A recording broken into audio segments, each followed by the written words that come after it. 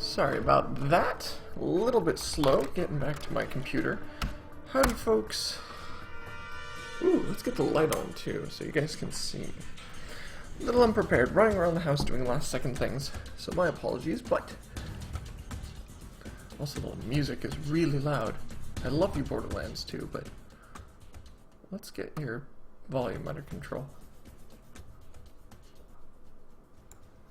There we go. So, today we are following up on what we started during the last stream. Specifically, the rewriting of a lot of terrain code. And what that means is we started yesterday with a big rip out of code that didn't sit well with me for a lot of reasons. And so the big thing I was doing here in this case is I spent a lot of time looking at my reasoning and my possible output, so my code's requirements. What did I need this code to do? And then I spent a lot of time rewriting the code so that my code would match those incoming requirements. For example, the idea that the code needed to be able to create discrete areas of terrain was big. And that's something I had a lot of trouble getting the Verneuil code to do. The old Verneuil graph system, while great, and it generated some very interesting terrain, was not the kind of terrain that was terribly helpful when it came to making this game. So, what I'm doing is I already went through, and I'll show off some of the work I've done, but the big thing is we took the old Verneuil graph system and we threw it out the window and replaced it with just a square grid-based system. And actually, this also includes some other changes, so I'm going to remove those other changes just to kind of show off where we exactly ended last time. And then kind of where I hope to go with this, right? So this is kind of the old system, or not the old, this is the in-between work, where you can see water is fixed. I spent a little time, realized I broke it, took some time to fix that. You can notice that there's these big gaps between terrain types, and that's something I might want to interpolate between. Maybe. Because otherwise these hard edges are a little too rough. We want something here that's a little more amenable to actually getting this going. So, let's see here. The other big thing is that you'll notice that the system is creating a not terribly flat zone. There's no good spot that I could like click here and put this down without falling off the edges of all the cells. Like, notice this is red constantly. And that's kind of garbage because obviously there's no gameplay here if you can't even place the most basic building. So really the big thing is that we need to swap this out for something that's more helpful for us. So we need to break our terrain into more discrete layers first. And that's the point at which I wrote, I called it a poor man's fmod. And it's not fmod as in like the audio library. I'm talking more fmod along the lines of the system that is used to find the modulus of a floating point value. Granted, that is a difficult concept because modulus works off the idea of remainders, and in floating point numbers and floating point division there isn't really the idea of a remainder. So that's fine. I ended up writing a cheap fmod anyway, and when we turn that on, this breaks our terrain into a number of discrete regions based on this resolution. So if we turn the resolution to, say, 0.5, it will say, okay, I'm going to align every layer to a 0.5 terrain aspect, which is going to super flatten out all of our terrain, right? Here's the 0, here's the 0.5, here's 1.0. And you'll notice that it does it pretty cleanly, right? Our terrain is very obviously set up. And this is nice, but it's a little too much, right? This doesn't really matter or help us a ton because this is too flat. This is too far in the other direction.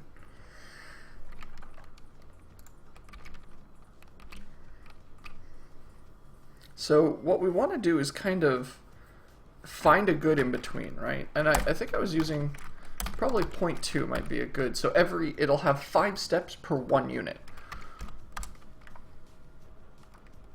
And that's nice, because this gives us, there's a lot of workable terrain area in here. Now granted, you have these little pips of unusable area, but that's not the end of the world. We can smooth this out a little bit more. But the big thing is I can put terrain down and fairly easily run across and have multiple things built in this space. Now you'll also notice that the frame rate's having some trouble. I actually wonder what's up with that. Oh, okay. It looks like it's all CPU usage. I'm guessing that I'm doing something absurdly stupid. Oh, okay. It has to do with this begin track tool. Probably because there's so many cells here that we're overlapping a ton of cells and doing a bunch of checks to make sure that this can exist. Yeah, that was it. Yeah, it's definitely that that ghost needs a little bit of work. You'll notice when it's not moving, it's fine. It's just when I start wiggling it around and it starts crossing other cells. And this is because our cell size is so small that we're probably crossing, I would say, about, what, a 4x4? Maybe even 25 different cells when we put one of those down.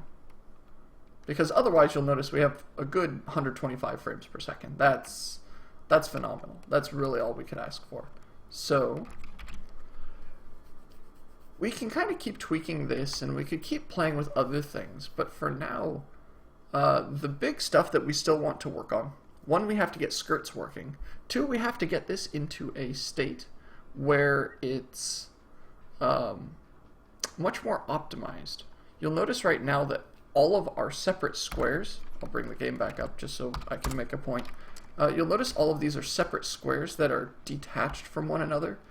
And in most cases, like the mountains here, it's fine to have a bunch of little squares like this.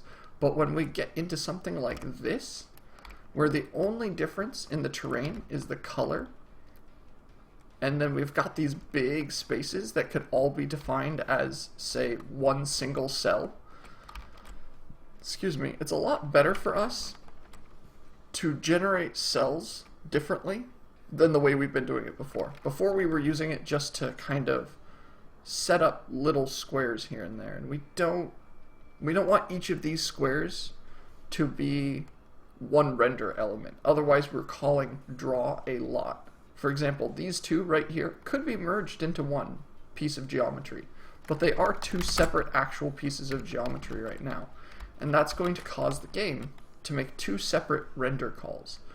And that's overkill. That's especially overkill for us. So there's a few solutions for this, and I'm kind of considering each one right now as I speak. The kind of big hope is that we might fit more information into one vertex buffer so that that single vertex buffer can be sent, and even if it's large, the vertex buffer will hold more data and will incur less overhead than our other stuff. And Raging All Night, so far the only name I've got for the game is Settlement, although that's kind of working title. I don't tend to think of game names until the game is complete, because there's so much that comes into a game's name. You want to really describe what the game does in its name, in the way that, like, Dying Light is a fantastic play on words, right? Dying, you have the undead, the nighttime is a major mechanic in that game, versus this game is very much in flux. So coming up with a name for it early is not a great thing to do. So, let's see. Some other thoughts and some other things that I kind of have been considering as I go. One of them is that... trees are still turned off. That's kind of overkill.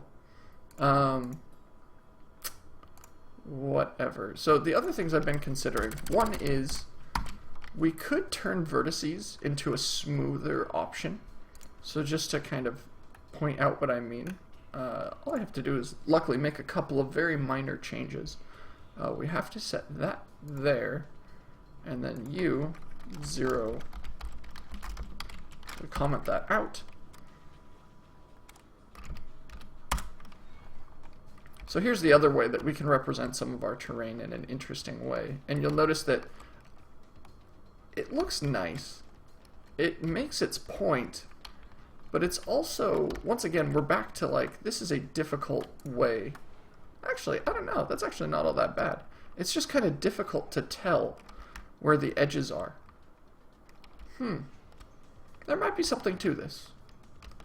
Although the problem is now you have mountain ranges like this that while they look pretty, whoops.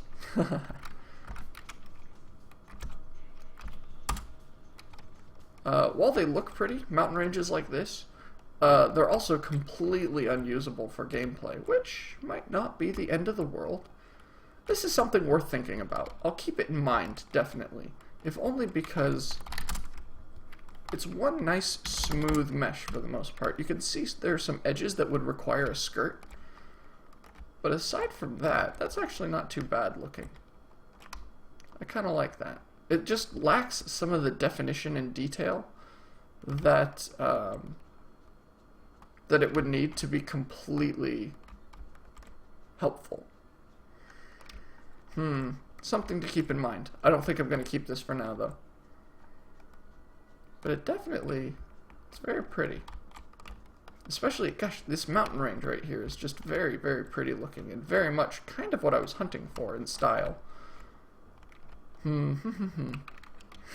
Angelic Vanguard, there will be a beta test eventually. There will be a point where I will open up a subscription on the Twitch channel, and the subscription is essentially going to be just like a per month, couple bucks, not much, but it will both support me, it'll support the game, and most importantly, those who subscribe at that point will get to be able to play the game. That's really the big thing, right? It's kind of an early access without using Steam. We'll see if that ends up working out. I may just end up plopping it on early access as well. We'll see. It really depends on how I get this going. So, I also notice I'm kicking things under my desk unnecessarily. Oof. Don't want to send my new art tablet flying anywhere anytime soon. Yes, dog. Can I help you? Alright, so first things first. Can we get this current system to work? Right? I like this, but the problem is it's not discrete enough. There's not enough detail in all of these layers, because you'll notice there's only one.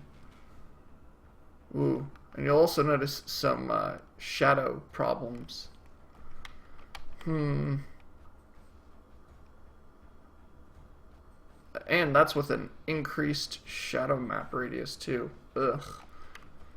So one thing to do is set color, not just based on cell, but set the color based on the vertex. So let's see if that can make this any more obvious of what we're trying to do. Where does that get set is the question. So biome gets set in here. You would think color would come with biome, but it really doesn't, oddly enough. Because that's not information we need to store in a cell. So what we can do instead, let's see here, we set the position, here's where we grab color. Generic geometry, but where do we use this color? Okay, when we generate the mesh, we use the color. So, okay, here's our assumption. So here's where the assumption is made, right?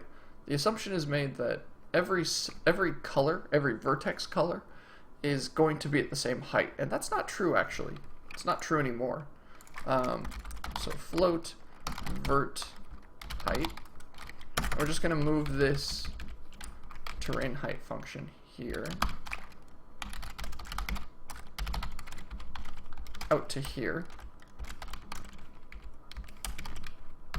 And then we say it's not just mesh color, right? This is now something a little more dynamic that needs to go down here.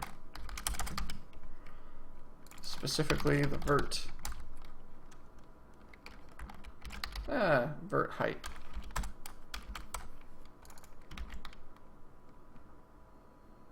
Yeah. So this should work. This should look a little prettier at bare minimum.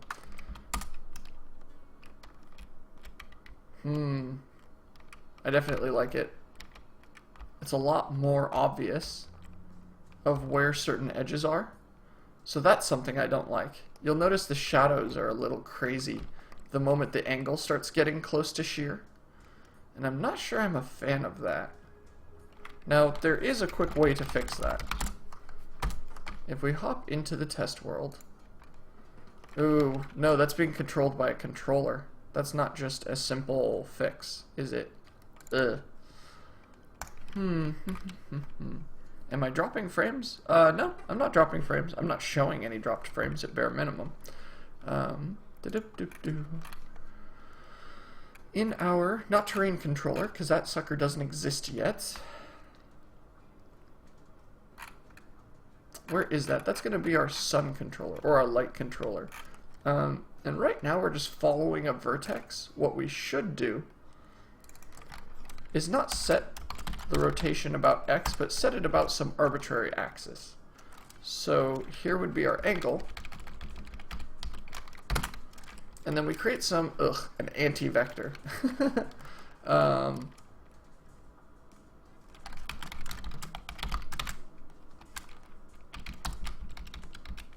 What does it want? It wants a 3D anti-vector, whatever that means. So this is something that, as far as I can tell, it's just a 3D vector. He just names it anti-vector. I don't know. Okay, maybe that's going to be a little overkill for us to just swap over. Set rotation about X, about Y. Ugh. Yeah.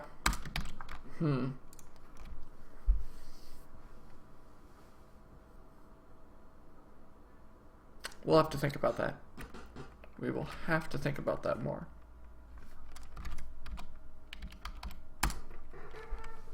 Either way, that said, this should be a somewhat fixable issue.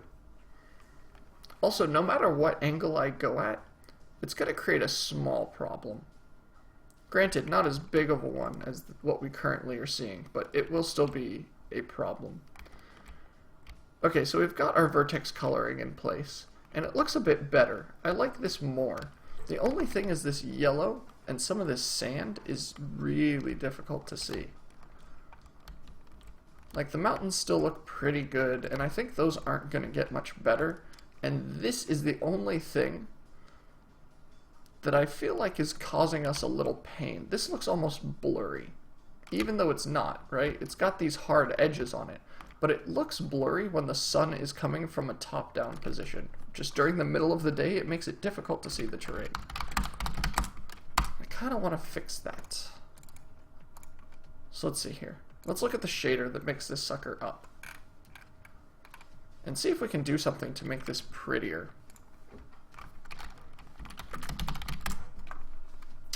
So I do know of a few techniques. Some stuff to give us, like maybe a silhouette shader might work.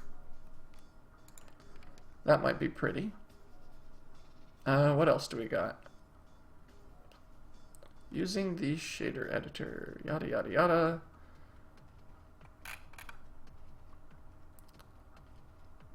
So we could try a cell shader.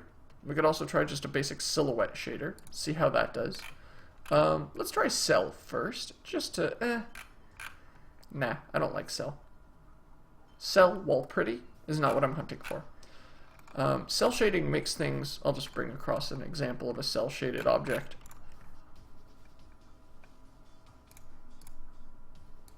So this is what a cell shaded character looks like. You can notice how the shadows are broken into very discrete zones, and it creates an almost cartoony effect, and that's not quite what we're going for. The end product, remember, I'm looking at Goddess in terms of its terrain for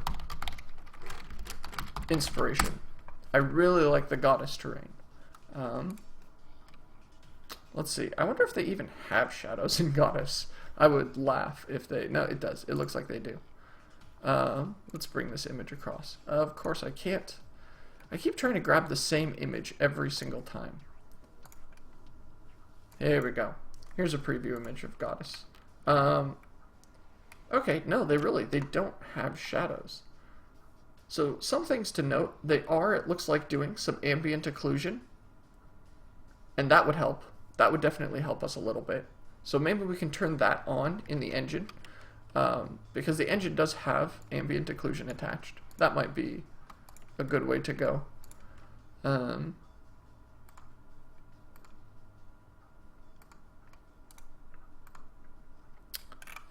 We don't really want anything like a Fresnel. We've already built a Fresnel shader earlier, and I don't think that would be handy for us.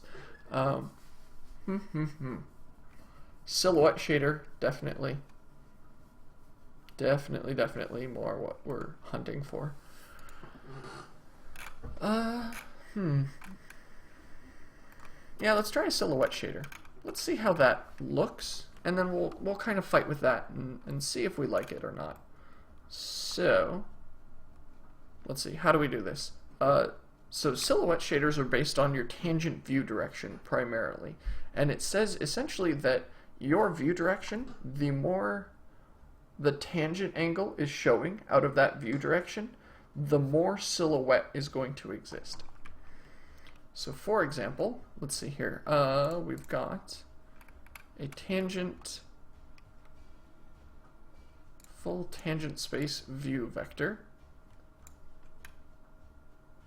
Let's see, tangent view direction. Nope, not quite. Tangent space view direction. This should be the one we're hunting for. There we go.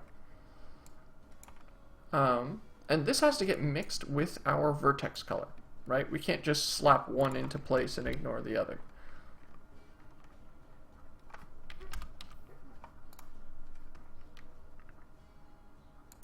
So I liked Goddess. I like the terrain specifically. The visuals of that terrain are just absolutely gorgeous. And that's something I really want to pull out of this. Alright, so we need a few other pieces of this puzzle. First off, let's see here. We need some... I haven't actually used this a ton. Set if less than. And we need a constant scalar in here.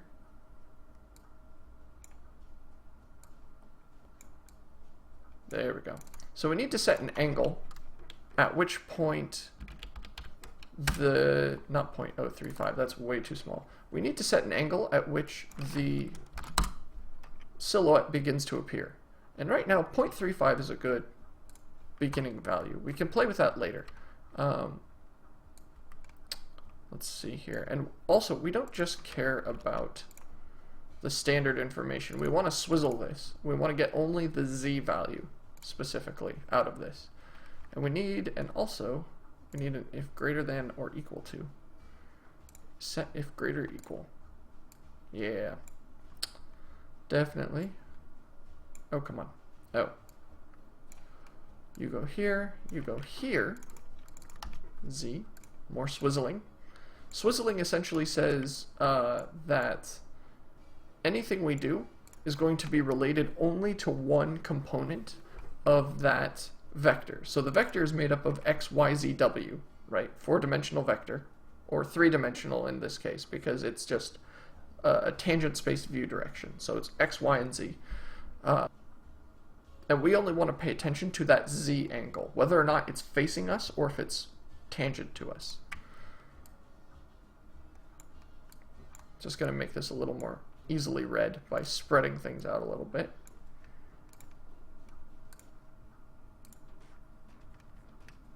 And then we need our color of silhouette. So for now we'll just start with a black coloring, a black silhouette color.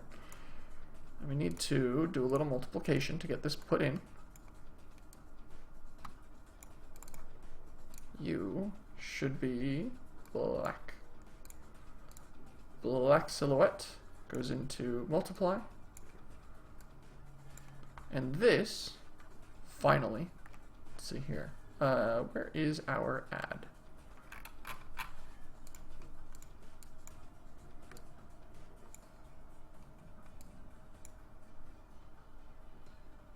see. Doop.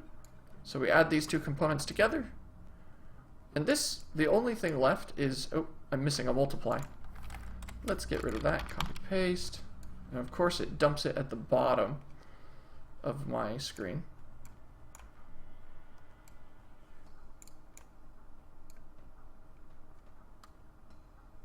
We need another color to come into here. This is actually going to be our vertex color.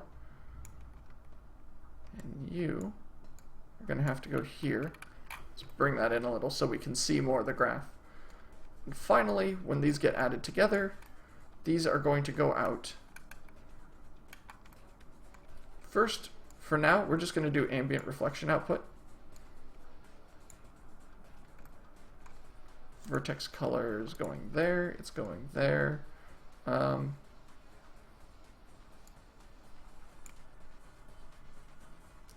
And right now we're using it for the light reflection. We'll keep the light reflection output the same. Granted, no light is actually reflecting off this object, but it's not the end of the world for us.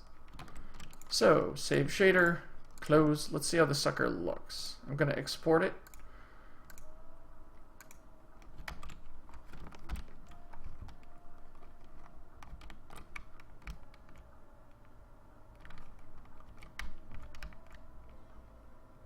Odd, I'm not actually seeing.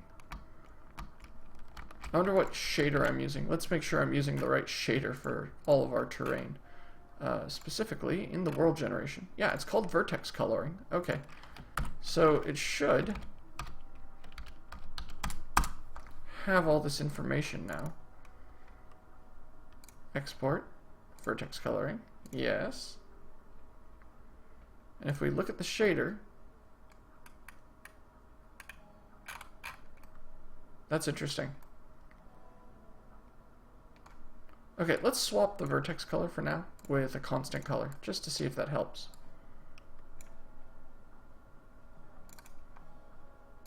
So we'll just make it like blue. Yeah. So this seems to be making it to our output just fine, which is bizarre. And if we export this,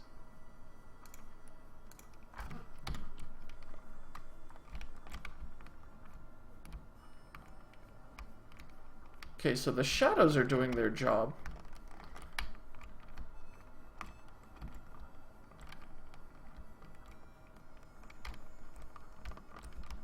Huh. Interesting.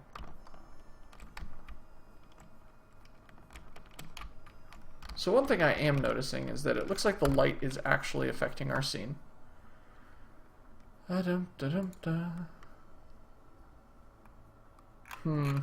So the other thing it might not be doing is it might not be working too well because it has such sharp edges that those sharp edges are generating what is primarily our kind of space that should have the silhouette on it. And that silhouette is such a sharp angle that we're not actually seeing any of that hard edge that we were hoping for.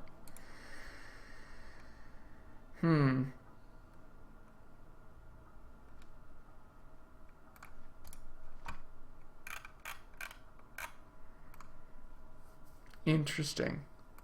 Yeah, I think I kind of understand why that's not working the way I was hoping it would. Is there anything else we could do to make this?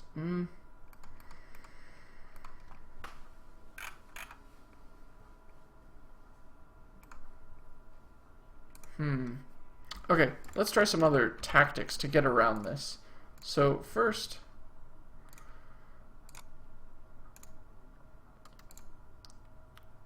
we're going to make those changes, swap them back, I should say.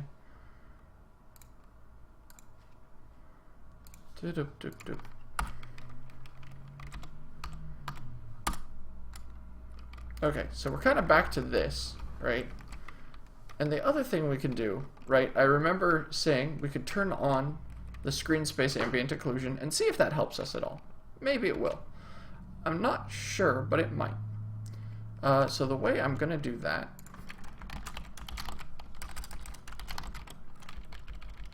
Let's see here. One of these will have my C4 engine information inside of it. Okay, that's got the log file. And this is kind of a cool thing, right? It's got my full engine, not just the engine, but also my PC specs. It's able to compile all the information from, like, here's the NVIDIA stuff that I have attached to my computer. Here's all my inputs. Here's all the loading. You can see the game loaded just fine, as did everything else. So yeah, it's kind of cool to see that report. But it's probably in roaming then. Yeah, here it is. Engine config. Specifically, gosh, there's a lot of options in here. Specifically, highlight color, no. Max players should be 1, but I don't really care. There's no multiplayer component of this, so I just kind of shrug. Render structure effects, so that may need to be on. Horizon mapping, no. Parallax, no. Ambient occlusion, here we are. Distortion, glow and bloom, motion blur. Okay, let's just try that and see if that does anything at all.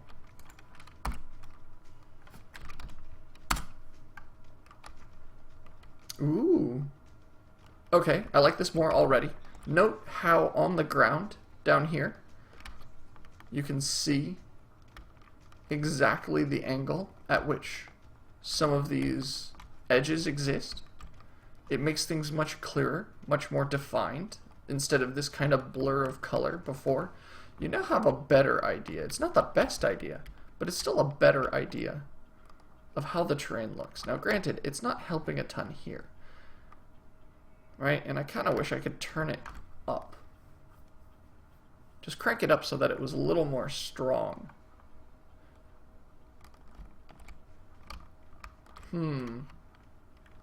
Because as much as I like it, I don't think it's helping enough to make the point across of what I'm going for here.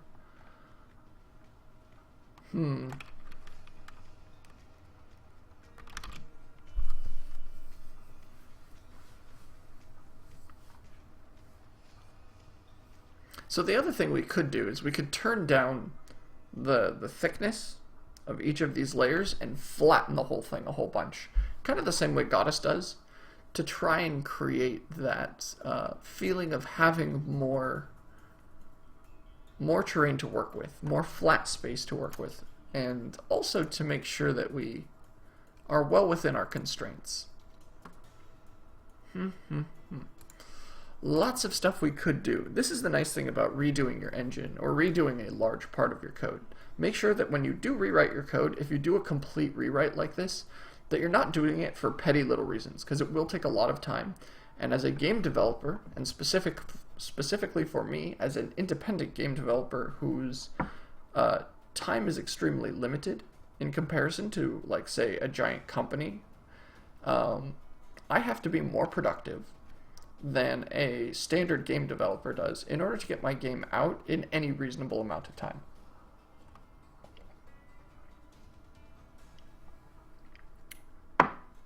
Which is kind of why I liked the entire flat terrain section that we were using before. So I'm going to go back to that for now. As much as I like it, let's go back to this too.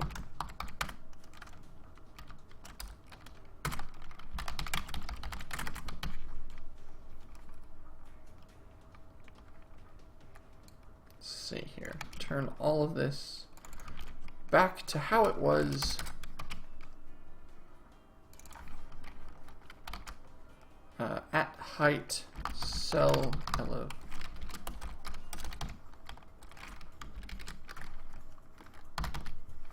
There it goes.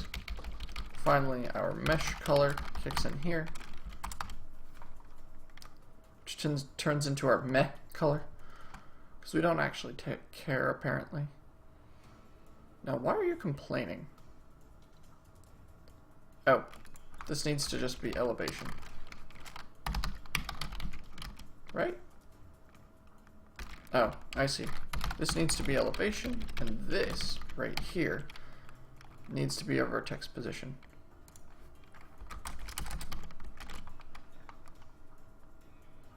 Okay, so this should flatten out all of our vertices. Yeah, okay, we're back to this. I like this much more, at least for now, because it generates much more cleanly and obviously kind of workable terrain areas. I like it.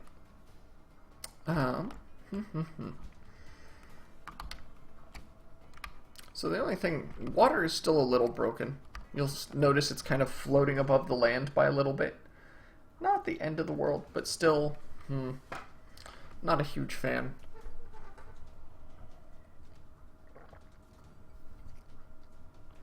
I mean, a lot of this game hinges on how this terrain looks, so it's kind of obvious that I'm going to spend a lot of time on it, but I don't want to sit here forever either, because that would be a giant waste of time.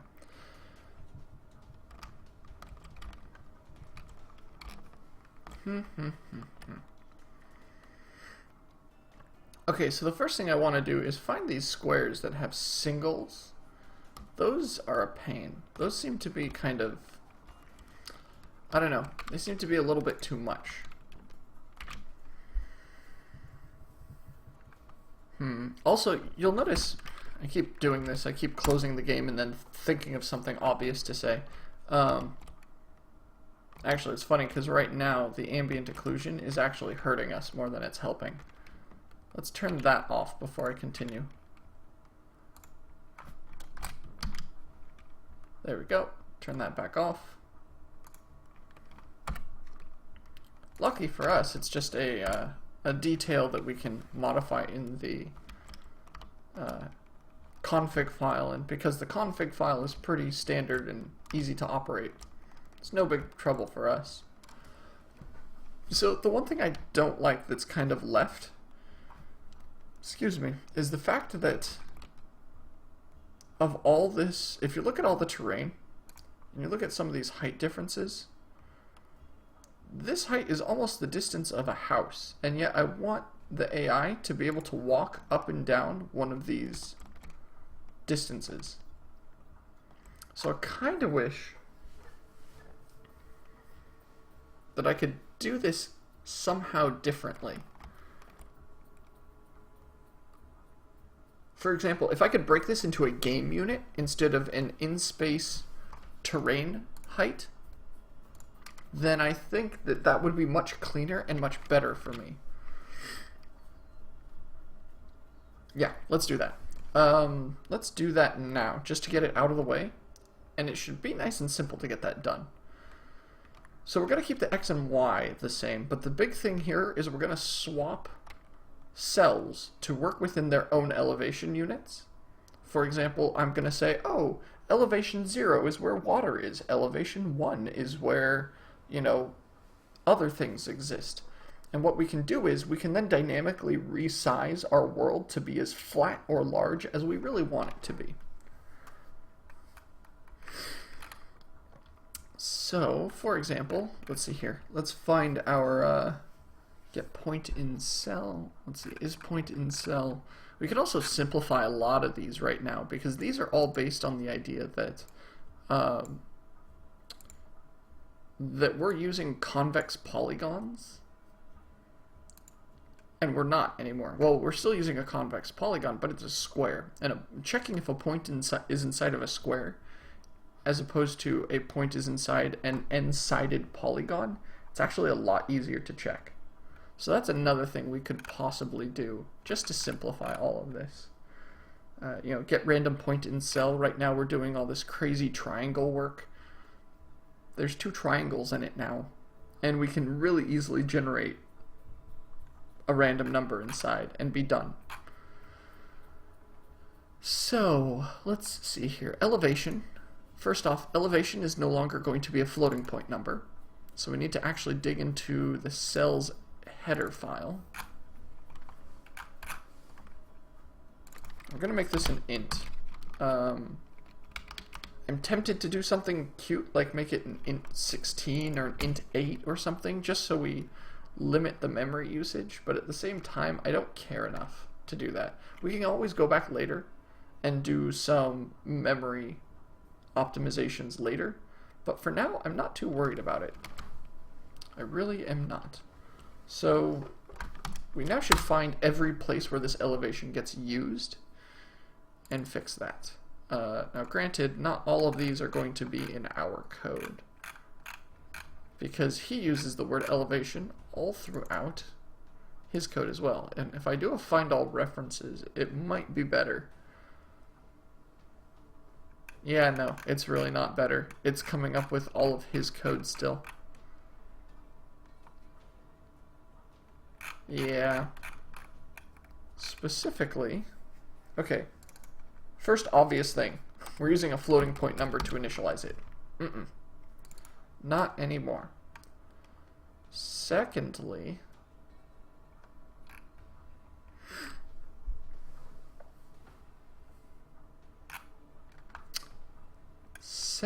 we need to figure out where we want the transition from cell height to world height to exist, because these are now two very separate things, and every time you see the word elevation, we need to do either a cell elevation or a world elevation, because these are two very disparate values now.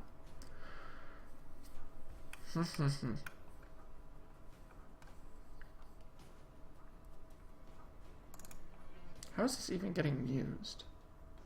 Okay.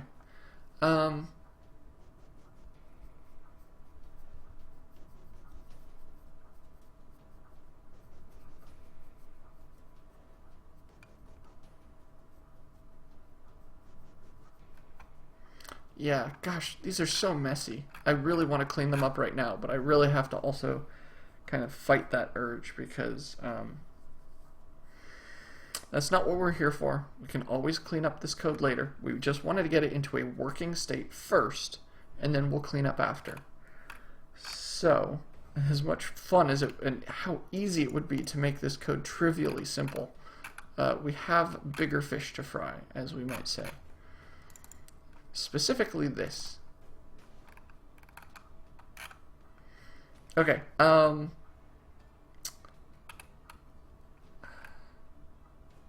so the cell graph is one place that could very easily be doing this work. And honestly, you know what? I'm going to take this elevation and I'm going to throw it into one private thing inside this cell. And I'm going to start moving information into this private space at some point soon, just for some better, I don't know, just for much better code cleanliness. A lot of this is garbage in where it's currently placed, and it's not something that I'm terribly proud of.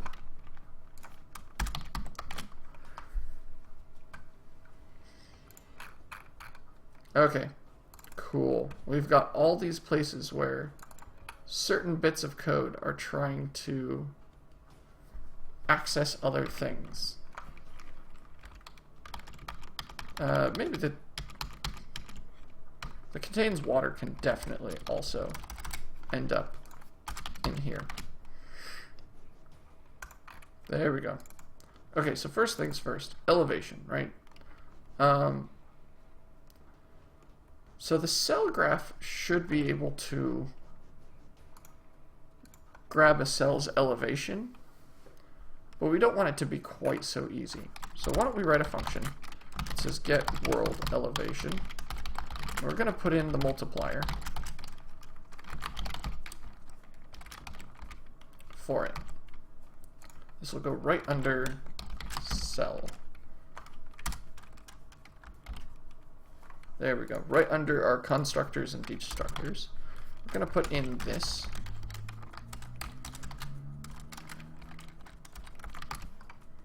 And what this is going to do is we're just going to simply return our elevation times the multiplier. Nice, simple, easy solution that kind of offsets the work to somebody else. So all these places. So now the cell graph needs to know what the world specifier is between things. I like that better. I like that a lot better.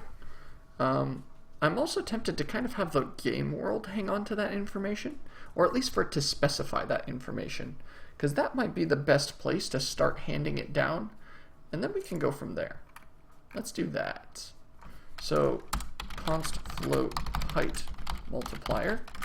Let's just make it 1 for now. So things shouldn't change.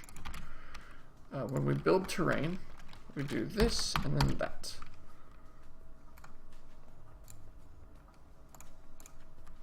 Build terrain needs to take in a height multiplier.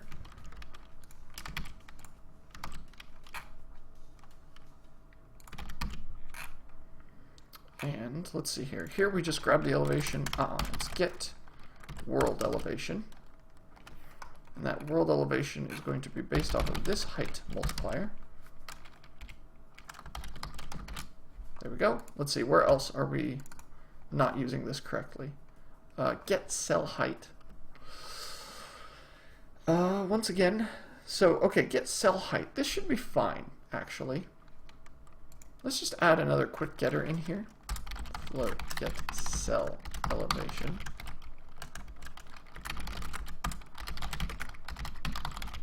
So a basic getter is all we really need. And because we're distinguishing the two, it's all right for us to say, well, I know what the cell height is going to be at this point. Granted, I'm really curious about where this is used.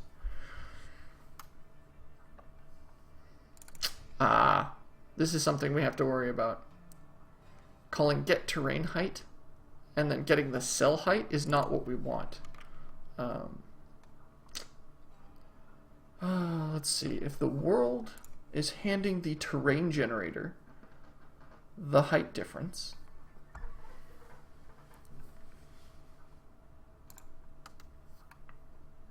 okay, so we know this build terrain function needs this information. That much is obvious. The question is, do we want to store this long term, or is this something we just kind of want to throw out the window? Kind of tempted to say throwing it out the window is the best thing we can do. Just so we don't think we can modify it later and expect to have the world compress or decompress based on that value changing. Get cell height. Let's see. Cell graph. So we have get cell height. I'd be happy if we had some kind of like get terrain height. But this is the game world, so why don't... Yeah, let's do this. Const float k world terrain height multiplier.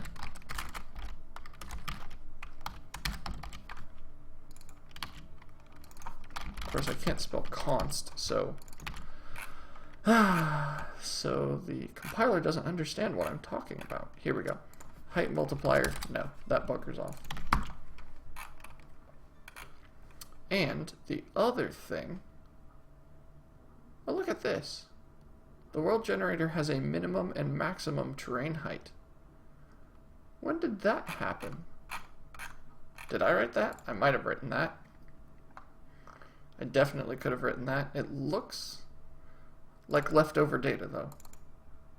It really does. Build terrain size. Min height, are you ever doing...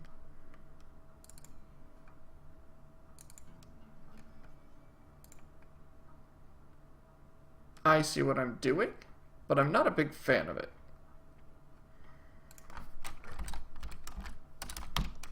Get world elevation. Okay, world...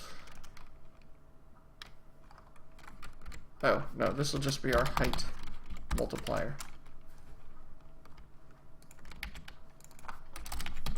There we go. Let's just break this out. So, we'll just call this world elevation. If I could ever type things in, that would be really nice.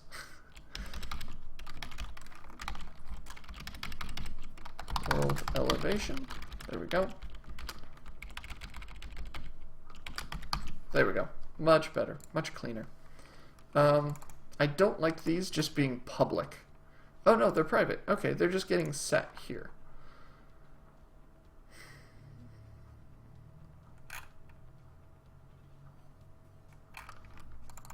One last check. What the heck am I using these for?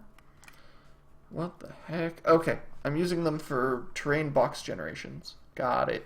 Got it. So first off, this is overkill. Right? I'm testing every cell in the world and checking for its maximum and minimum height. I should know this kind of crap already.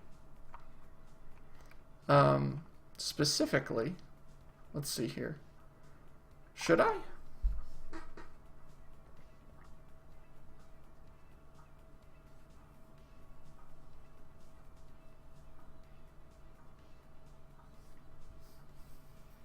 Well, okay, our terrain generator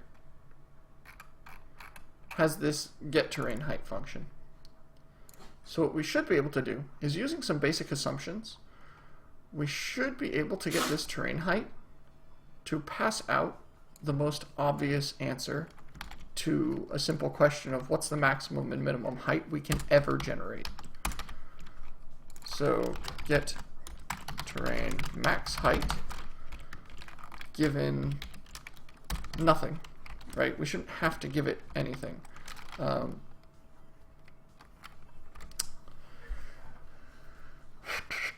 So we need more information passed all over the place here, and we need it to be common between these two functions. So let's make ourselves an array of information. Specifically,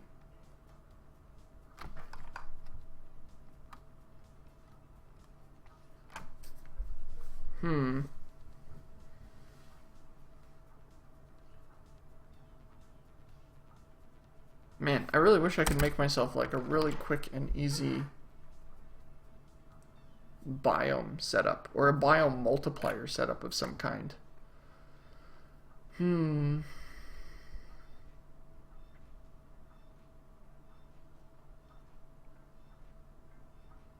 know what?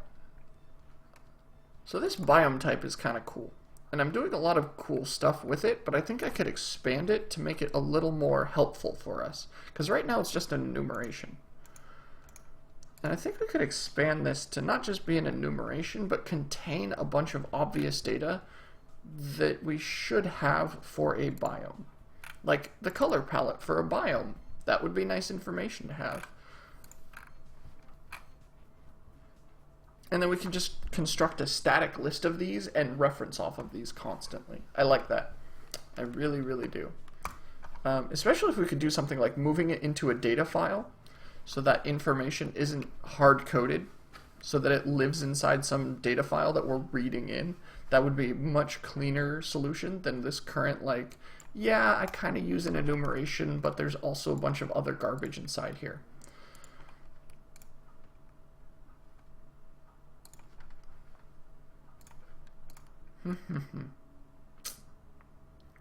Yeah, let's break this out. So, okay, we'll start with a new class. The class is just going to be a biome info container. That seems like a good name. So, what information needs to exist in here?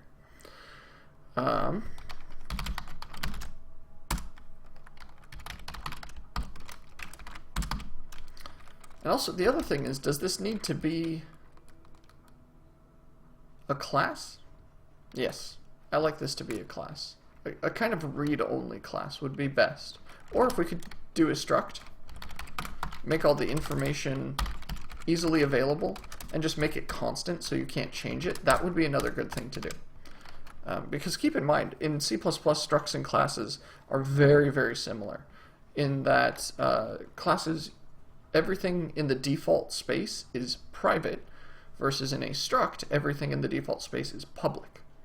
So that makes structs kind of a good I'm a container class that you can pass and copy around, and you don't want them to hold much complex information aside from some basic stuff. You don't want them to hold pointers, though. You want them to hold integers and colors and basic things.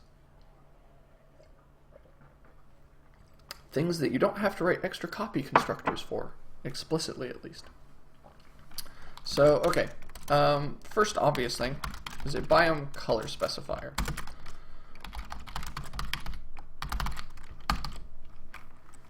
That's if that's not a duh, if that's not something that is obvious, then I'm doing something incredibly wrong here. But every biome should have a set of colors associated with it. The other thing, so the biome needs a type, right? Mostly for our, well, no, not just for our, it's also for, we'll want a biome type.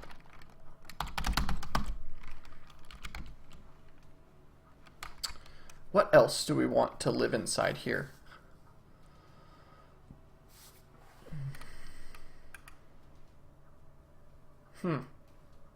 We might even be able to take this color palette class and compress it into this biome information container. Oh, the other obvious thing that I think should fit in here pretty easily. In fact, I think it should, whatever. We're going to have a floating point that's going to be our height multiplier. And other things, as we think of them, we could just keep depositing them into here. For example, we probably want, you know what, let's just take these functions and put them into here. Not the color specifier, but the actual, yeah, that should be good. And then we create a private set of data. So there's going to be a little bit of private data inside here. That doesn't break it from being a good container. It just means that some of the information we don't want explicitly stored. We're telling a good intention by writing this code in this way.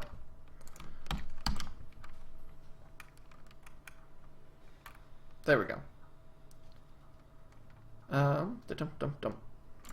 Height markers.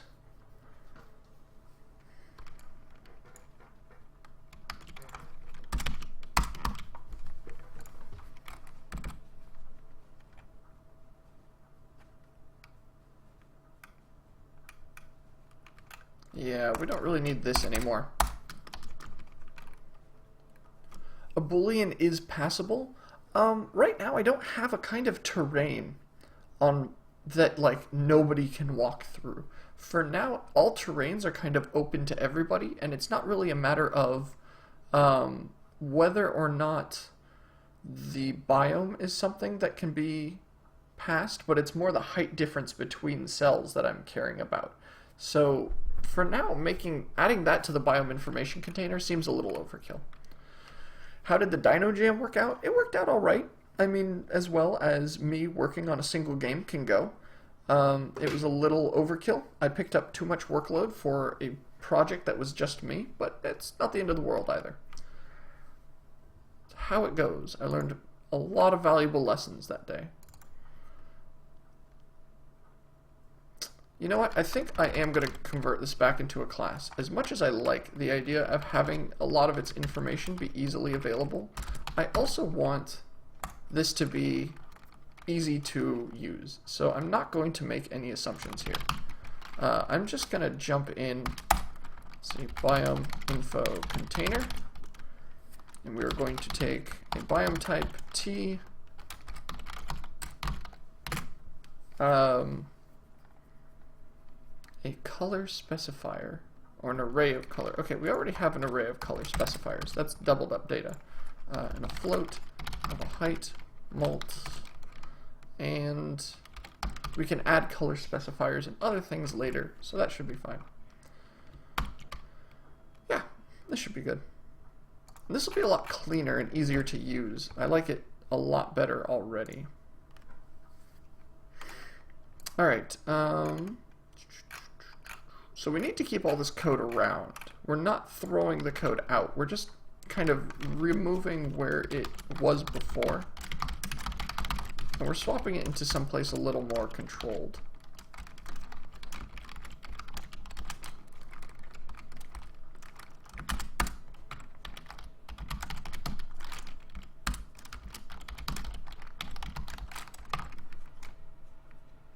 Biome.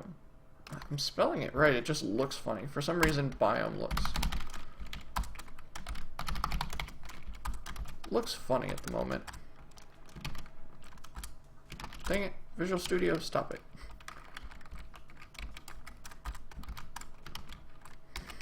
There we go.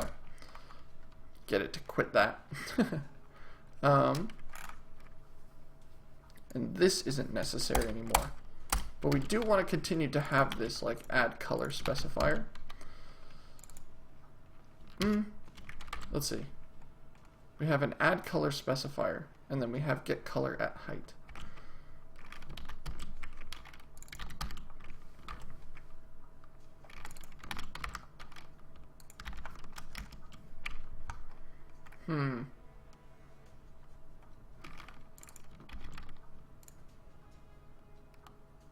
So I kind of see what it's complaining about.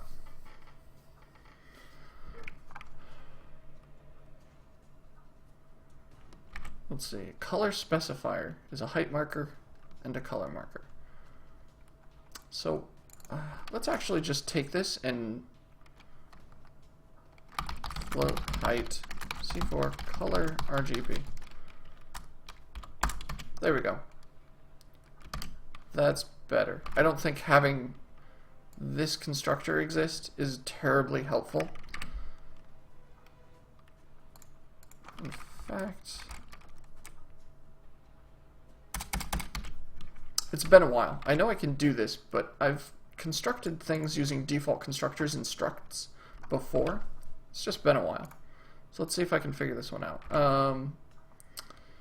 We are not going to use this. I'm just going to keep the code just in case, so I'm not rewriting things unnecessarily. Add a color specifier, specifically by height, color RGB. Color specifiers, add element. We are going to add a biome color specifier, and it is going to be height and color spec. Or the other, actually, no, I think I know how it goes. It's you do this.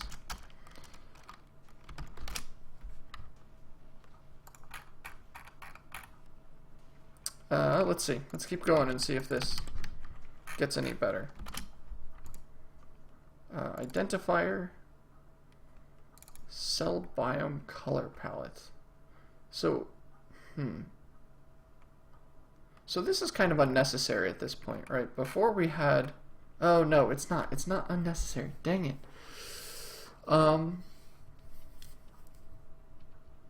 Let's see. Right now, cells are a single color.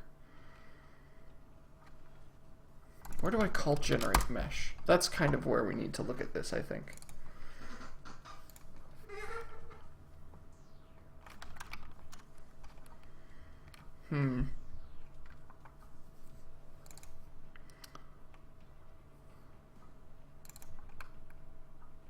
Okay, so the world generation, first off, before we kind of had this bizarre biome color palette that we were hanging on to, instead we now have these biome information packets.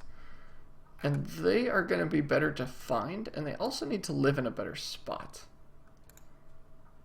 Right, we've gone so far as to move them into here, and they're part of the cell file.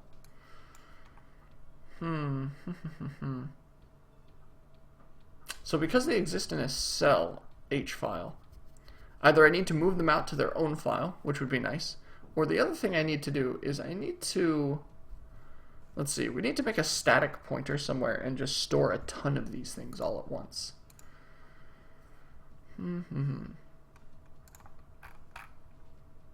So you notice the world generator fills in a lot of this information. God, it really does, actually. It fills in a shit ton of this information. So the world generator, let's see.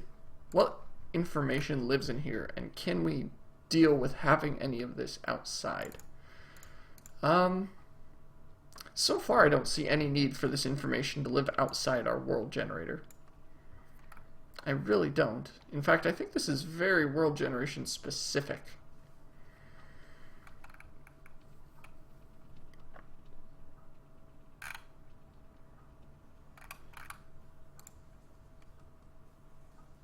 The problem is that moving this code into the world generator, oddly enough, would accidentally create, I see, a circular dependency between the world generator and the cell H file. Let's just put this into a new file. It makes the most sense to do it that way. If only just so we avoid fighting with trying to dodge a circular dependency anywhere in here. So this will be our biome info container. This will live in our world file. Biome info container. There we go. And we shouldn't actually need a lot of types in here. We should be able to just start here and grab here. Start here, grab to there. And now you just have to include biome info container, because you need to know what biome information looks like. And then we need to take that code that's sitting in here and swap that out as well. Specifically all this. And this shouldn't be a huge file. This should actually be a nice small file in comparison to a lot of the other things we've done in the past.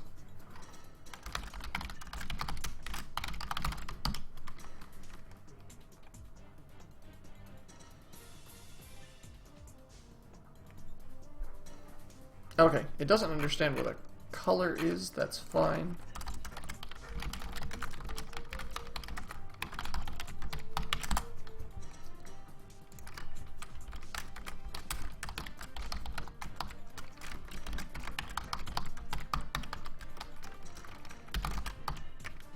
There we go. And also it needs to know array.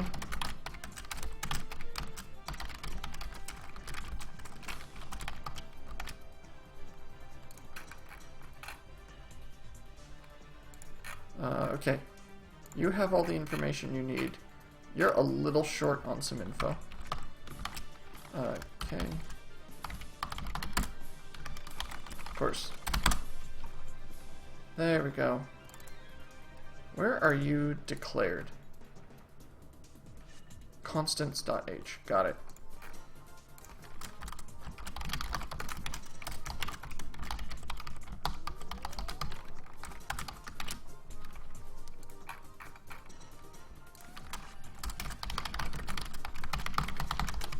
So we're just creating some basic dependency links so that the compiler knows where to look for certain details, such as this mix colors call. We need to let it know that that lives inside of our game-utils file.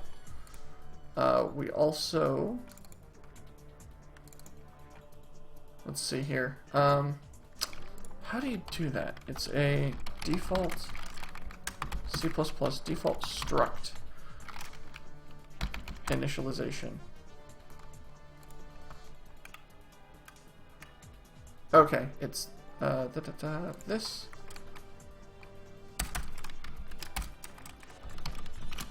Will that work, really? That doesn't seem quite right. Let's see, you want to contain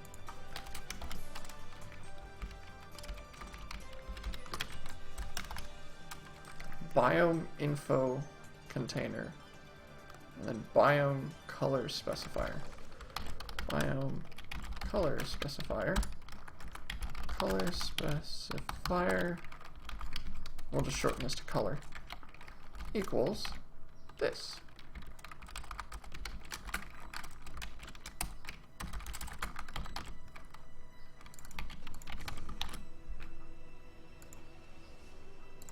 I have a lot of errors right now, but that's because we just changed a lot of code, so we'll clean it up. We will get there. It's just going to take a little bit of work. that can bugger off because it looks like this works fine.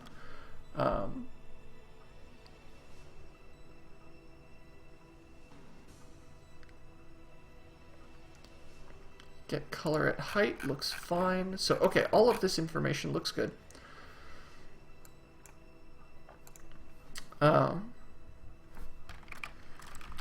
So at the very end,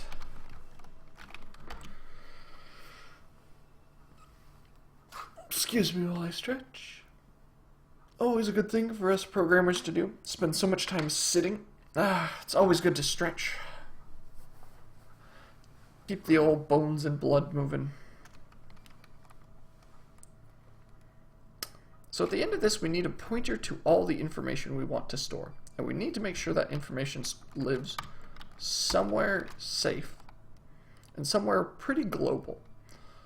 The question is, do we really need any of that information beyond world generation? That's really the big thing.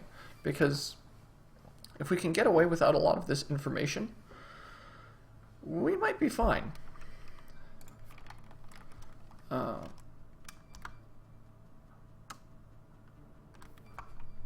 Let's write some getters while I think about this. And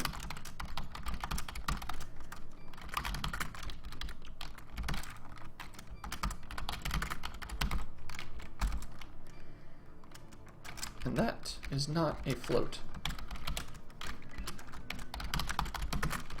There we go. And float get height multiplier.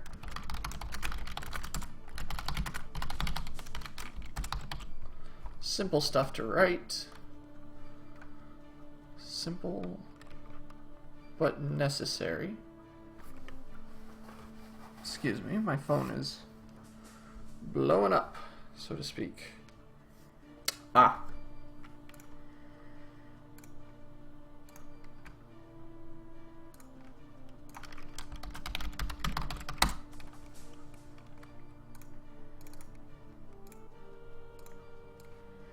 Got people trying to talk to me.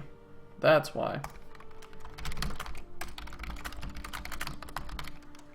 There we go. Alright. Back to work.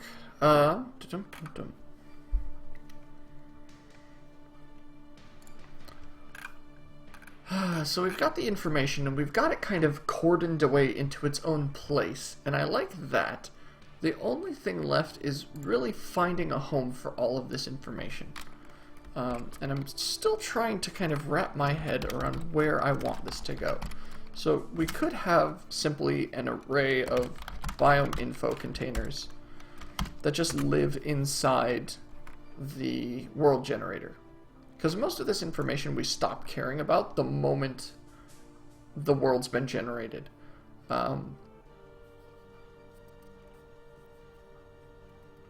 Is that true? Yeah, that's pretty true. I do want to hang on to it because I have a feeling certain information is going to end up in here that I'm going to want in the long term. And that's really something that's kind of the only reason I don't want to leave it in the world generator. I want to have it in a static place because this is kind of game data that shouldn't be getting loaded and unloaded constantly. This is constant information that is going to be the same across every game playthrough. Yeah, okay, so what I think I'm going to do, I'm going to create a static, and we're going to create an array. I like an array. Yeah. So this will be our biome info container array. Biome count objects. And it will be named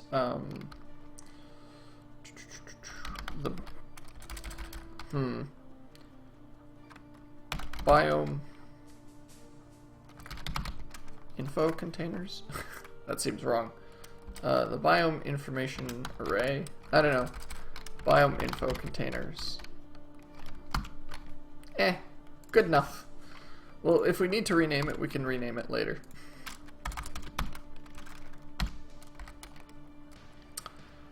Okay.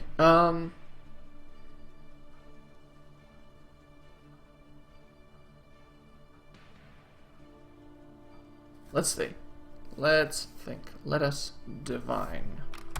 Where does this information get filled in, right? We have the space for it to get filled in inside of. We've set the pointer aside. We've set the memory aside. We now need to find a place for this code to get loaded. And this is kind of where I'm tempted. Am I really that tempted, though? So the engine has something called OpenDDL. And what it is a open source data description language that is, anyone can look it up. If you just Google like OpenDDL right now, you will find all the specifications, and it's written by the engine creator and is well integrated into this engine. You can see it in use. Actually, where the heck did it go? You can see it in use here, right? You have a variable, so you have type, and then you have the name equals this, and then you have some specifiers of type and what that type contains. So it's not exactly a difficult thing to use, right? He uses it all over the place, and it's very, very well controlled. The question is, do I want to put all of my biome information into this format? I'm not against it. I'm not exactly for it. I'd be happier with something that was JSON blobbed, obviously, but at the same time, if this serializes immediately to and from an object type, I'll be really happy. So let's see. Let's look up our OpenDDL stuff. Specifically, here's the H file for it. So, okay, we can already, it's kind of neat. It looks like we can hand it a bunch of different data types. I like that. And it's got a good error set here.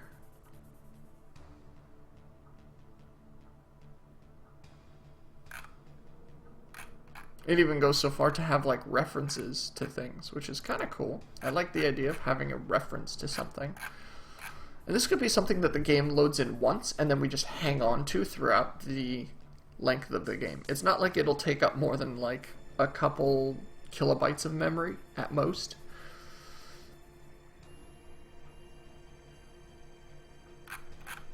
Yeah, I mean, it looks like a standard boring old parser. It's just, yeah, exactly what you would expect. Parsers are not the most technologically interesting thing in the world, but they're also one of the most necessary things, and if you do it wrong, you can really waste a lot of time.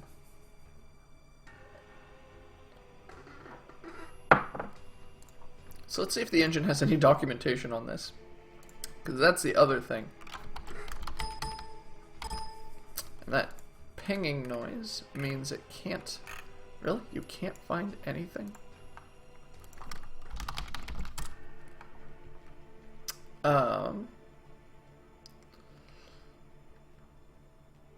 Wow.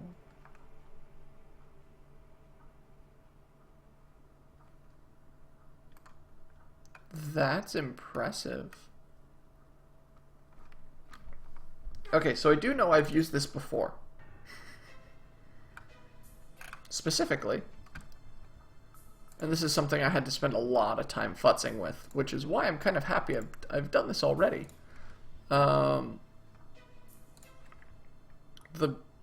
The kind of thing I can say in terms of progress is that I've got this, where is it? This names config file. Now, I don't know why it's named config. I don't know if that's a necessary requirement. But you can see I've got a first and last name list that's already set out in this format. So we're well on our way to having something that can be used in this context. Can I show the game a bit? Not at the moment, Skytech. It's I'm in the middle of a big rewrite, so I can't just kind of stop the rewrite and make it go. It's got some missing bits and pieces, and you have to have the whole puzzle together in order for something like this to work. So we have to write a data handler of some kind, and then some kind of data description, and then a structure for it to match, and then we can fill in that structure. Looks pretty simple. Pretty simple indeed. We'll see if it continues to be simple, of course.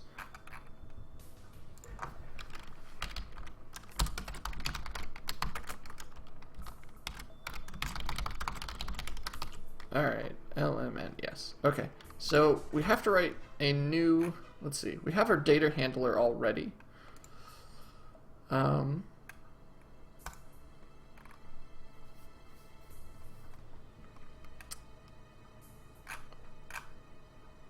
Here's our data description. That is going to be pretty key. So this will be our, not game, but this will be our biome data description. Cool too, because once you make it all data driven like this, it makes it very easy to modify certain values without needing to recompile the code, and this enables people like game modders to jump in and very easily tweak the game and make it a little more to their liking. So this is kind of down a good path already.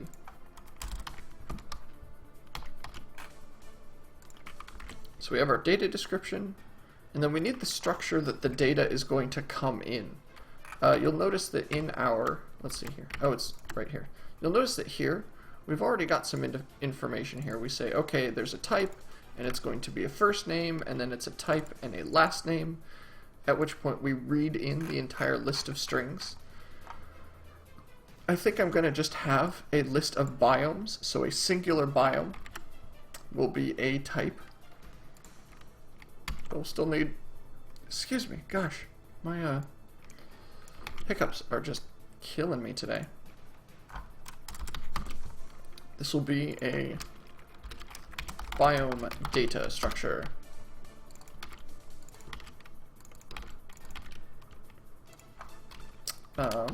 Data type.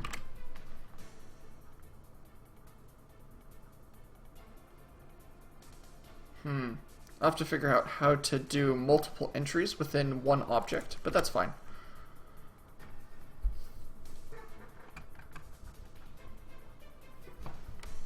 This won't be a name type. This is going to be a data type. Alright, let's fill this sucker in.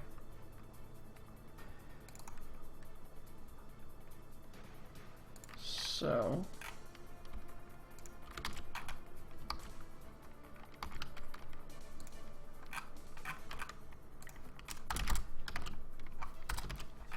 totally tense music for a totally not tense moment.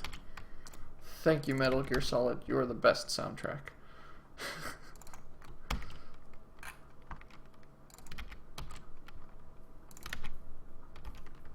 Game data description. Yeah. Right?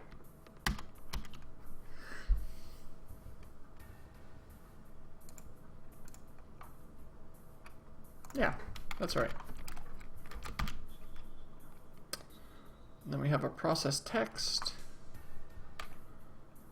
Okay, so the only thing that I don't know how to do right now, and I'm kind of worrying a little bit over it, but it shouldn't be the end of the world, is that before my structure was very simple, right? It's just a list of names. Adding a new list to the name is as simple as, okay, another comma, the right quotation marks, and inside the quotation marks, a new name, right? We could go as far as to have Xavier. Okay, cool. New name. That's it. That's done. Simple. It's not quite so simple to add in a deeper structure than this. Also,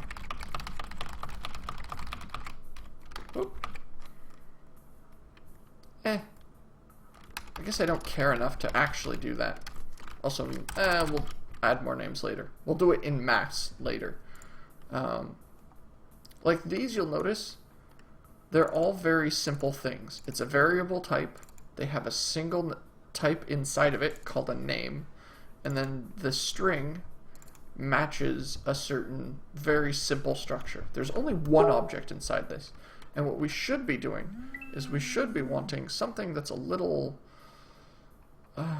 more complex, right? We need to validate an entire structure. Like, this is the most complex thing I've seen him do with the OpenDDL structure, and obviously there's more to it than this.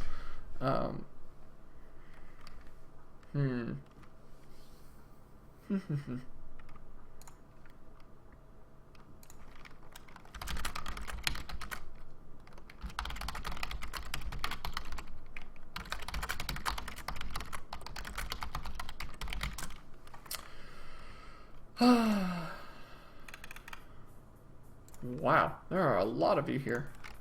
I can't even... Once again, my Twitch chat kind of hits a point where I can't see all the names. 48 people. Wow. Well, thank you everybody for joining me. Those of you who are here, I am nowhere near done yet. I want to at least get this data format in, and then get all this biome information packaged up nicely, and then stuff it into the game. Let's at least try for that before I call it a good cutoff point. Just closing down Steam so that nobody distracts me. Biome data description, that looks good.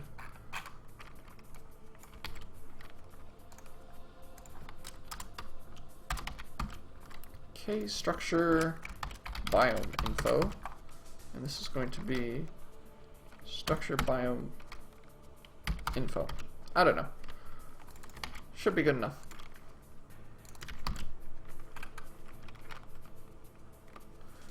Alright, so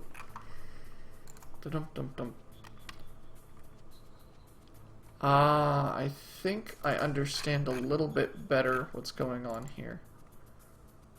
And then you call process data. So in ours, we have what we're calling the biome data structure. And for now, let's just nuke this. And this is going to be processing the innards and putting it all away and storing it in the right spot. So this will be a biome data structure.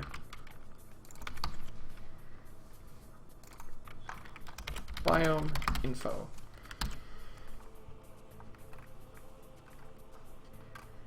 And while usually this allows us to have multiple types inside the same file, we don't care a ton about that right now. We're actually going so far as to not care specifically about this.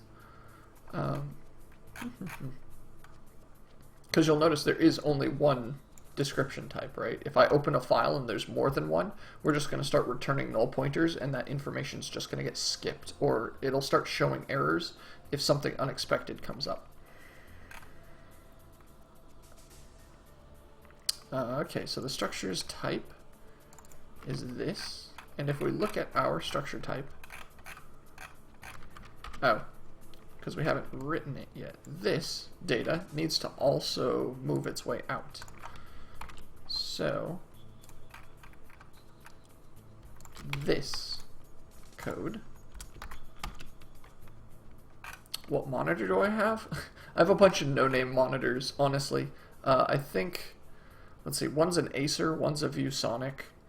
The ViewSonic is older than I care to think of, and the Acer is probably like a 5-year-old, 4 or 5-year-old. No, it's actually 3 or 4 years old at this point. And I work at about 1600 by 900, so it's standard widescreen format for me. I say that not knowing what standard widescreen format is for most people these days, because you kind of only care about two things these days. Most game programmers will only care about, okay, does it run 720p? And does it run 1080p? And that's all I really care about. Granted, we want this to be a little deeper and to have a little bit more structure to it than that, but it's not the end of the world if it doesn't.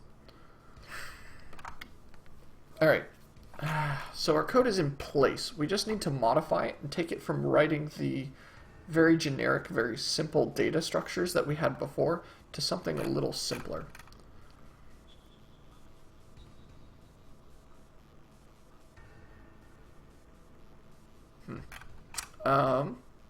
I'm just kind of looking at how some of this information is pulled in and figuring out a good way to handle this, because there's a lot of information in here. And I want to make sure that when I call all of these functions that it does exactly what I expect it to, so I don't spend a lot of time debugging this, because there is going to be some time spent debugging this. So let's see here. First things first. First thing is always first, because it wouldn't make sense if the first thing was second, or in any other case actually. Copy, paste, you are going to be biomes.config. And yes, we copied and pasted. No, we don't care. So, biome info is what we told it that this thing would look like.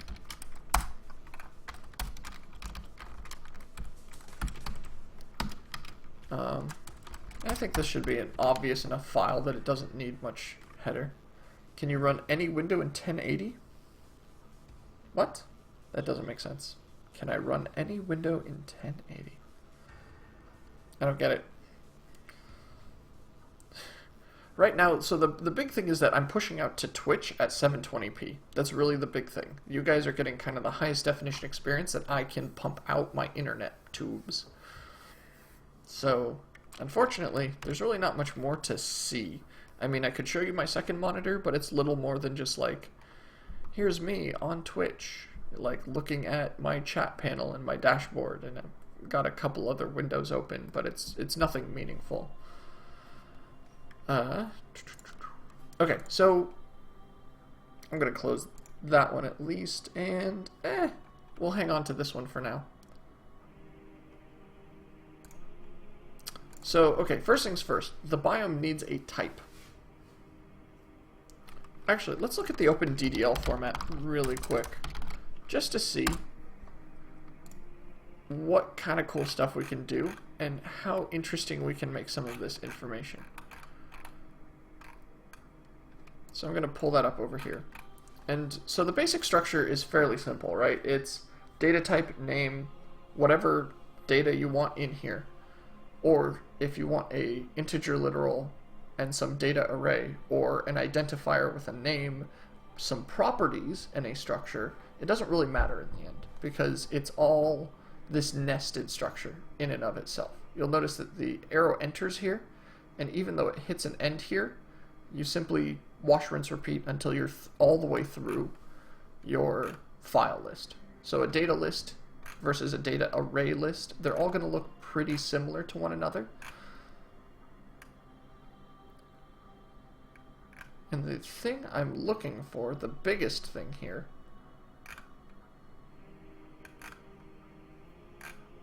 properties. So the use of properties will be pretty big. And it looks like we can have multiple properties here. That's what I like to see. This here, that's very, very nice to see. How is OpenDDL different from JSON? So OpenDDL is specifically a strongly typed data format. That's the big difference here, is all parsers for JSON can kind of slap it into a generic integer, string, float, whatever, right? JSON is basic structures only. OpenDDL goes so far as to try and add more to it. So you have references, you have data types, alongside all your literals. So that's kind of the hope, is that we can do something a little, it makes serialization easier, because then when you read a file in, what happens is that data can be pushed directly to a certain kind of serialized type, or at least better recognized. Once again, openddl.org, nice, easy way. You guys can look at the specification yourself in your own time. But the big thing is that it's strongly typed, as opposed to JSON, which is weakly typed. It requires a little bit more work because of that strong typing as well, but it's not the end of the world. So let's see here. Properties is going to be pretty big. Right, we want our file to, let's just kind of write up a test type, right? We want our, let's see, we want an integer. Can we just slap an integer into here? Integers for decimal literals, hex digits, hex literals. Okay, yeah, we just put a number in. The other thing we might do,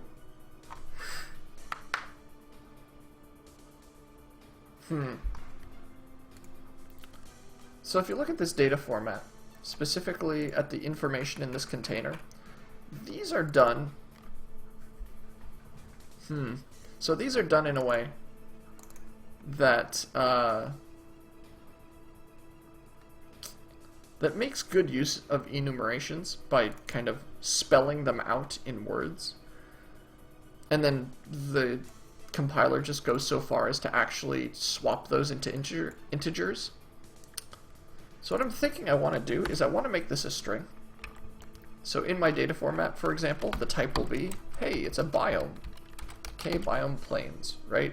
Because we want this to be as human readable as possible. If this is just like integer numbers everywhere, this isn't going to be helpful for us. I want to make this a kind of information that is easy to read.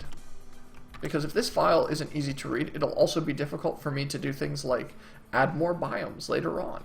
It'll be a nightmare, and I'd rather not fight with that. Also, I think you can nest OpenDDL formats the same way you can JSON. If you can't, I'm almost tempted to say I should probably find a JSON reader, slap that into my code, and just write this in JSON. But the engine already has an OpenDDL parser, so we're going to try it the engine's way and see if we can get it to work that way first. So, okay, we've got the type is that. Are there any more...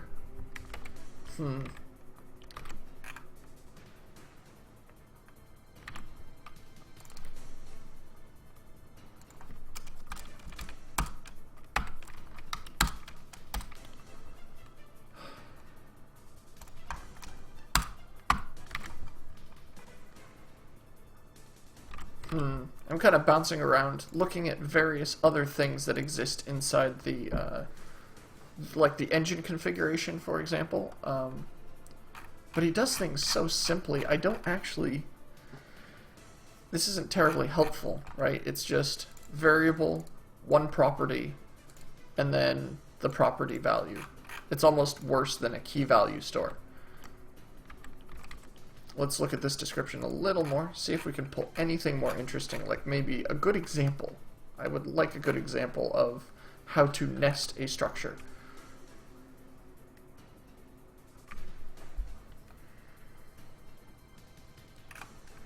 On the upside, it looks nice that you can probably just download a parser straight off of the web. That's really cool.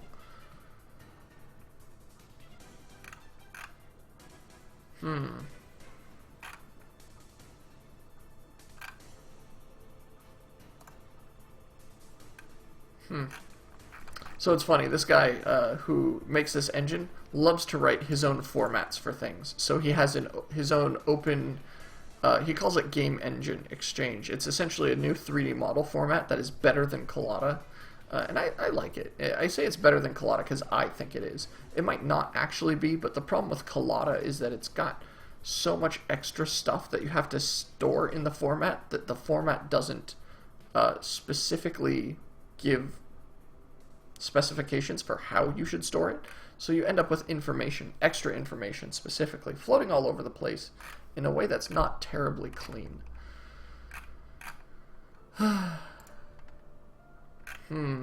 Okay. So I'm not really going to get a good example short of looking inside my own code. Oh, wait, no, here we go. Ooh, look at this. Oh, look at that. That looks gorgeous. I like it. So, person, here's our identifier, right? That we can use it by reference if we need to. Interesting. Okay, so we can use names. Looks alright. So let's just kind of slap all the rest of the information in here. and see how it goes. So we want a bunch of color specifiers, right? So color specifier, and this is going to be an array of things, specifically height and colors.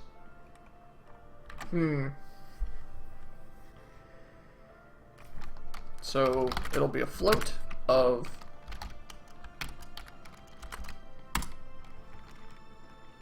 height and color, height and color.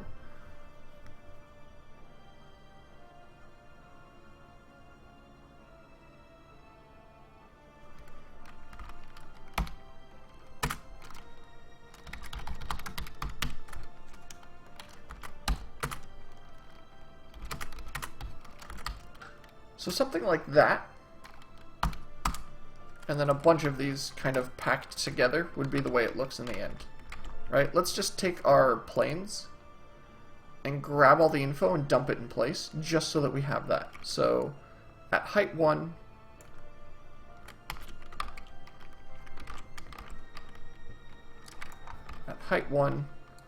our colors are 0.9, 0.9, and 0.2.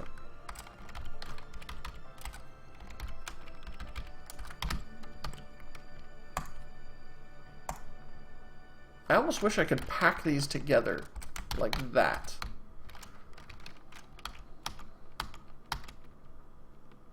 That's what I'd really like in the end. Because this isn't just an array of one type of object. These are associated with each other, and so we want to make sure that our data is associated clearly as well. I wonder if this will fly. I don't think so. I really don't think so. Because it looks like you can only have one kind of object inside an array.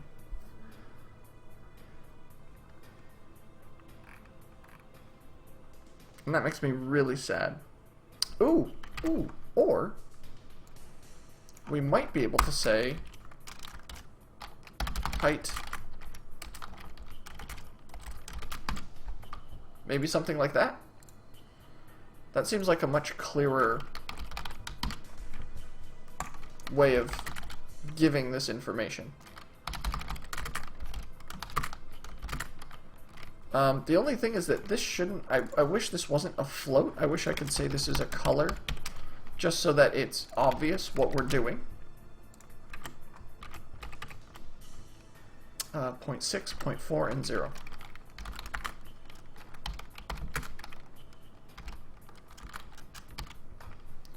What else? What other information is in here? So, there's more information that I should be moving out to these that I haven't yet. For example, probably a Boolean.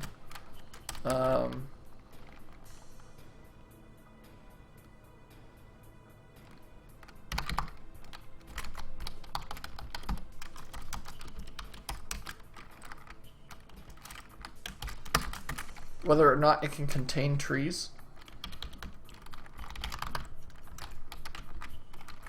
And that would be just like, oh yeah, sure. Actually, planes can't, so let's make that false. What else? We need this height multiplier in here.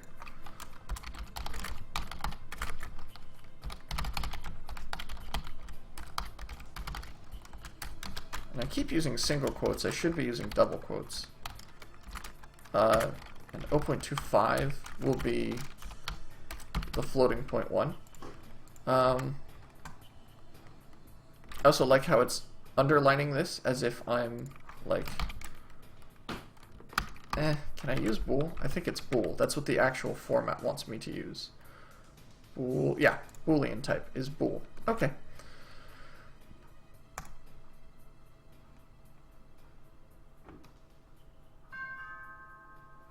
Excuse me, that was my doorbell and my dog. Be right back.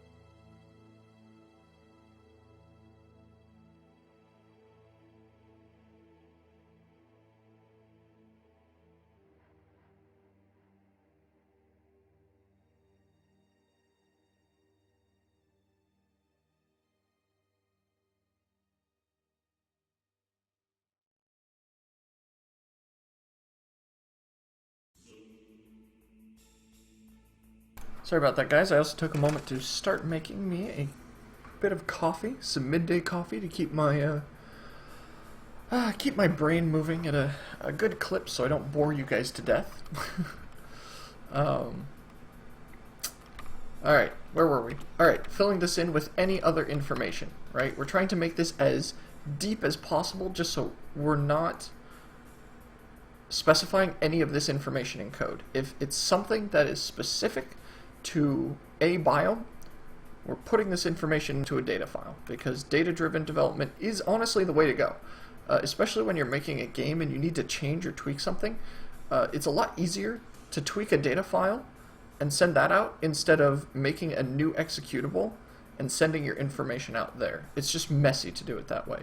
And one really easy way that I can tell a veteran programmer from somebody who's just started is if you look at where they put data, certain constants end up in code where a veteran programmer would go, that's something that should honestly go in a data file. You can hear my microwave in the background. Let's see here.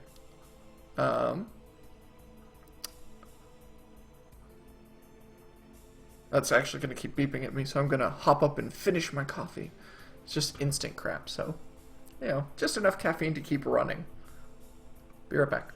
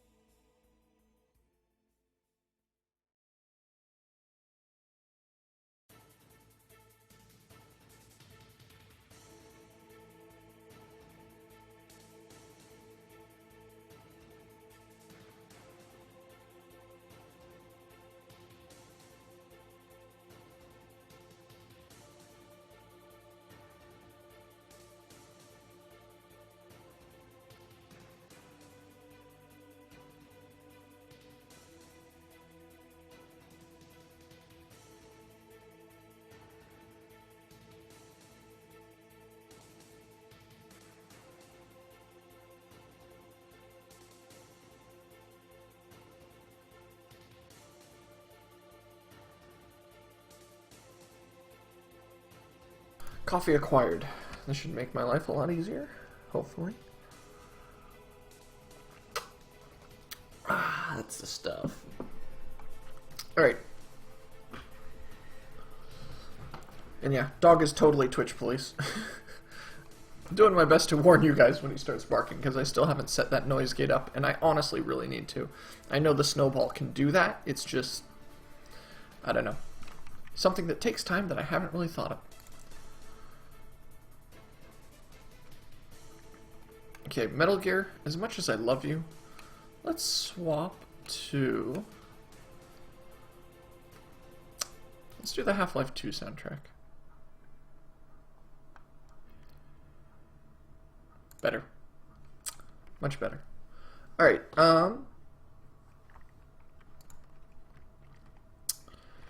okay, so the biome information container, we're encoding as much as we can, and I'm thinking of other things, right? We have the Boolean, whether or not it contains trees, probably another Boolean contains water.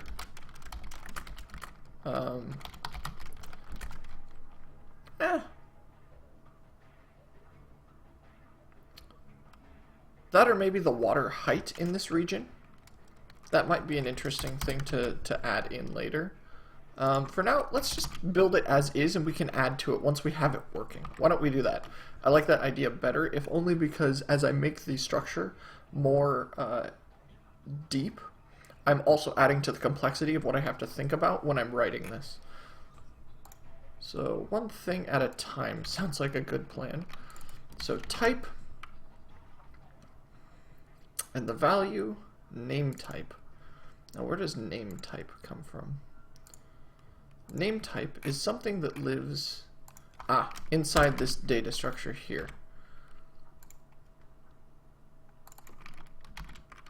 Validate property.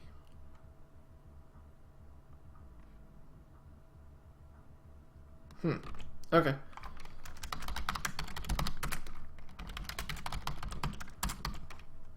So we have to put that information in the structure. Oh, also I noticed I'm changing things in the wrong place. That is where that should go. Cancel. Let's just, yeah, there we go. So the type, good. Type is easy, right? Type is this first property that just says, yeah, it's a biome called plains. Sure. Also kdata string.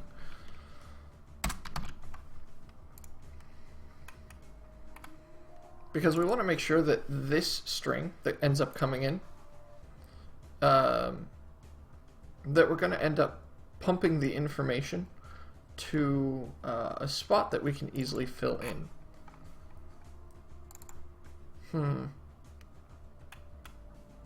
Name type.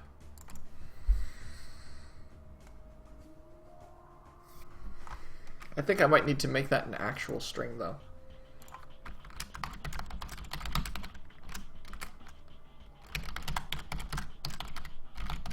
So we'll call it the biome type string. Why not? I like that. That could work for us. Let's see. So it's a string.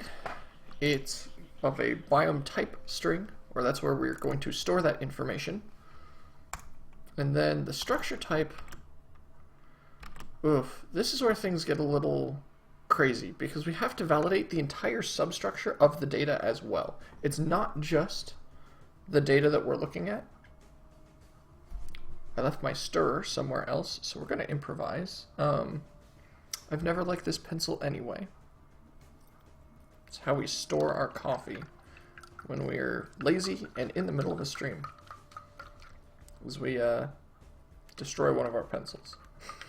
Luckily it's pretty clean. Pretty clean. I think I know where it's been. Mostly.